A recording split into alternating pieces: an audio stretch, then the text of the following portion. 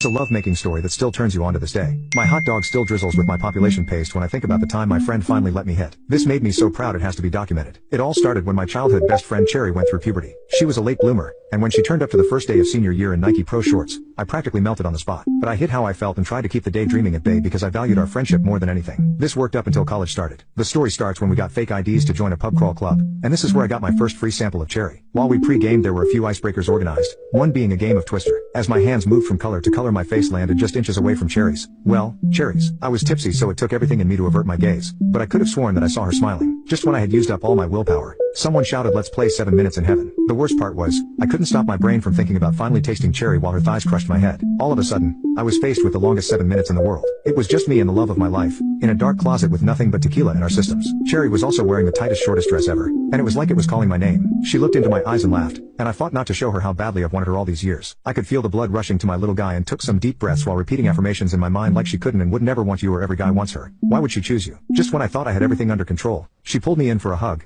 and I looked down to see her cherries almost begging my face to be buried. I barely hugged her back so she took my hands and put them on her waist because it's rude not to hug your friend back. I still don't know what was in me that was able to resist having her finishing all over me on the floor in doggy style, but I did it. And eventually the 7 minutes came to a close. I instantly ran to the bathroom and what happened next, I am far from proud of, but as all 19-year-old boys pumped with tequila would do,